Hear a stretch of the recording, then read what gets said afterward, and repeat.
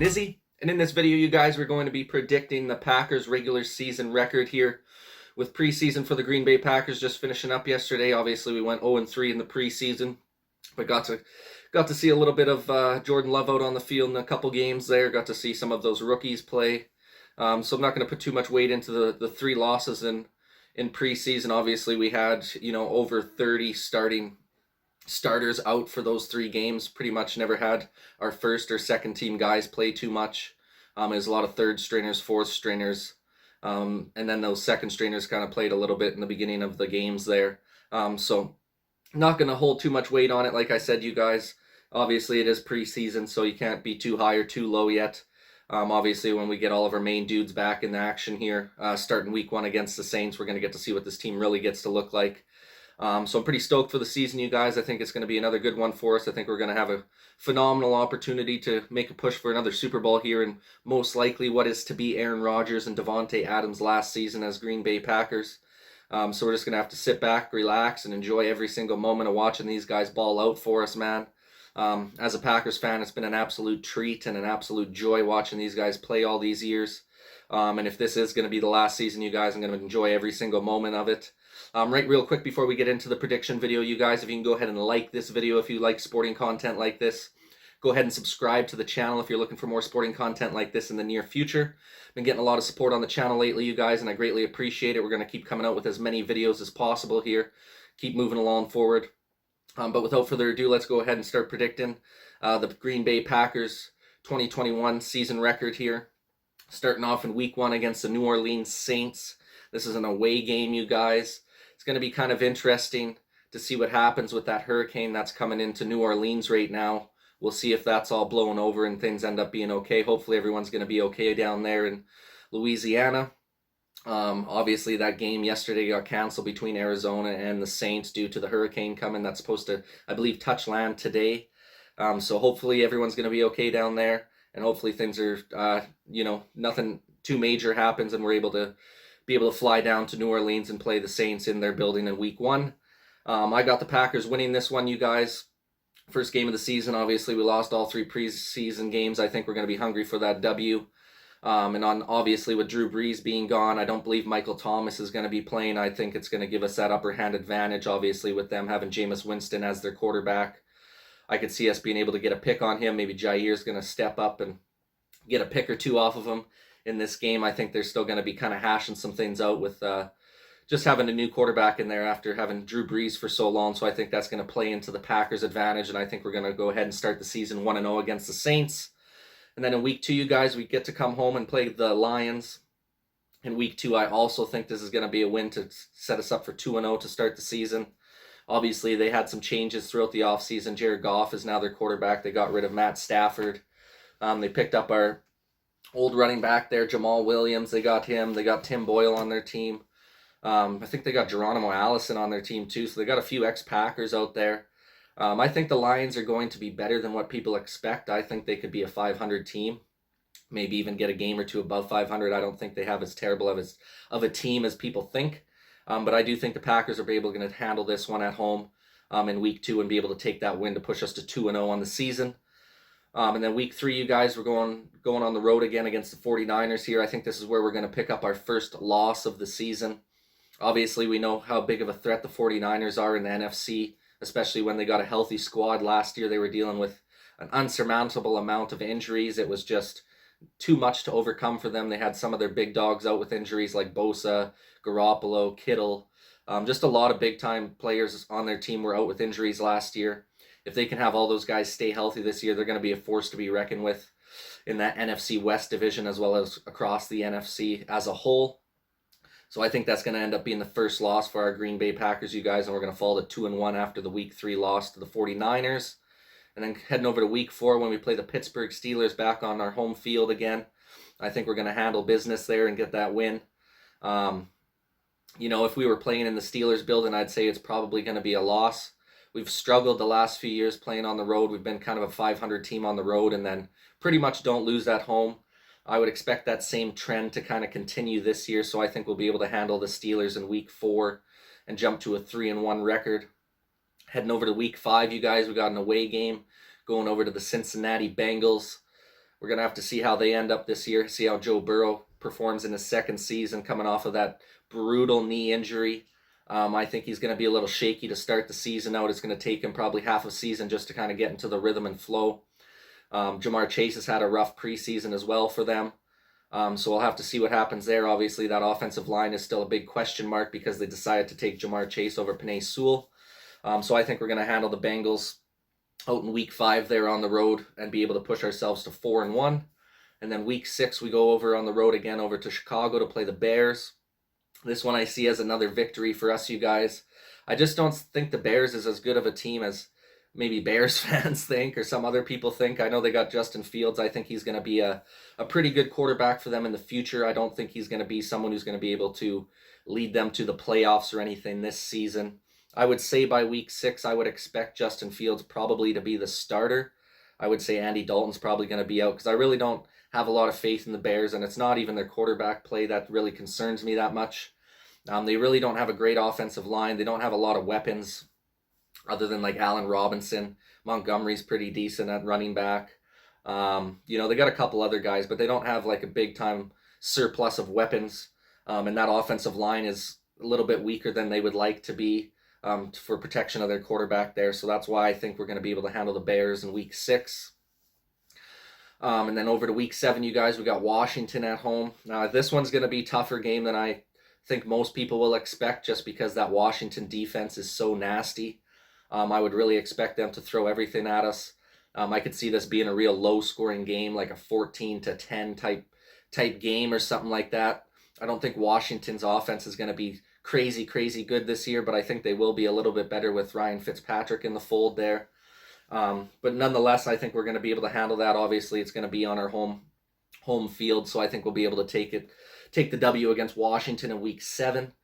Heading over to week 8, now we're back on the road again for 2 tough games here. The first one being in Arizona against the Cardinals, you guys. They've been kind of up and down the last couple years, but they're hopefully going to be breaking over that hump this year with Kyler Murray going into his 3rd season. If, like I said, if this was a home game, I would say we'd probably win, but because it's going to be on the road, I'm expecting a loss. I think we'll end up losing to Arizona on the road. And then in week 9, we got to go over to the Kansas City Chiefs, where I think we're going to lose. The only time where we'll lose back-to-back games this year is going to be Arizona and the Chiefs on the road, in my opinion. I think it's just going to be too much of a gauntlet playing those 2 teams back-to-back on the road there. And the Chiefs are obviously one of the best teams in the league, got one of the best quarterbacks in the league, some of the best wideouts, tight end, good defense, one of the best safeties in Tyrann Mathieu. So they're going to be a force to be reckoned with all season long. I wouldn't be surprised if the Chiefs finish with the top record in the league. So I think that's going to be a loss for the Packers in week 9. Week 10, we're going back home. We play the Seahawks, you guys. We've been handling the Seahawks pretty well the last few years, whether it be in the regular season or the playoffs. I would expect that trend to continue as we're playing them on our home field again. The Seahawks usually don't do too well at Lambeau, especially later on in the season when it starts to get a little bit colder, which this will be in week 10. So we're looking at the beginning of November there. Sometime in November, that game's going to take place. So I would expect a win against the Seahawks in week 10, you guys. Over to week 11, we got the Vikings and an away game here. Now, I'd love to see us win both against the Vikings. I just feel like it's going to be a 1-1 this season. I think just that away game against the Vikings, I think they will win that one against us.